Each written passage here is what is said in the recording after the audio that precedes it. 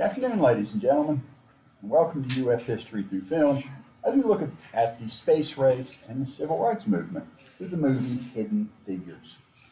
Hidden Figures was released in 2016, covering events during the space race in 1961 and 1962, but it is also a story of the civil rights movement, as it focuses mainly on the story of three black women working as mathematicians for NASA at a time when there was still a lot of open and even legal racial discrimination in the United States, especially in southern states such as Virginia, where the movie was set.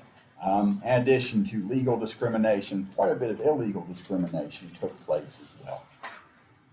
The movie is based on a book of the same name, written by Margot Lee Shetterly, published the same year the movie came out, 2016. The book, covers events spanning about 2 decades.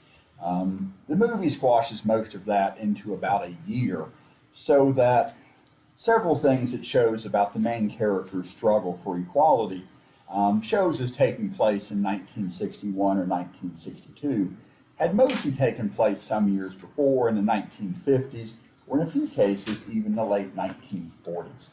And also creates several fictional events for dramatic effect.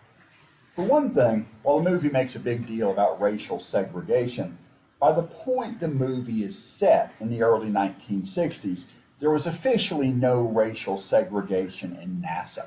In fact, NASA had officially never had racial segregation since its creation in 1958, when NASA absorbed the earlier NACA, National Advisory Committee for Aeronautics. And so many of the struggles they show about integration and equal treatment took place earlier, or in some cases, not at all. Also, a number of the characters are fictional, but it is different from a number of other movies we've watched, in, say, Glory or Amistad or Red Tails, movies focusing on the history of black people. Most of the black characters were fictional and the white ones real. In Hidden Figures, most of the black characters are real, historical figures. Many of the white ones are fictional. So it lasts a movie about black people with actual black historical figures. The three main characters, in fact, were all still alive and approved of the movie at the time it was released. The three main characters are Catherine Goebel, and she in the movie is described as a computer, which, when the movie's set in 1961 or 62, meant a person who was skilled at mathematical computation. So a computer at first was a human very good at math. Later they began to call them human computers, as different from mechanical or electric computers. But first a computer meant a person. Catherine Goebel works in NASA's Langley Research Center in Hampton, Virginia, where, at least in the movie, work is segregated both by race and by sex. So she's part of the all-black, all-female West Area's computer division.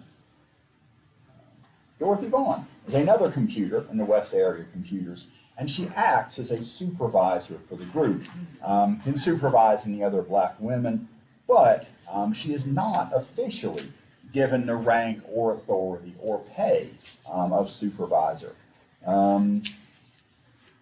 The movie suggests that's something pretty recent.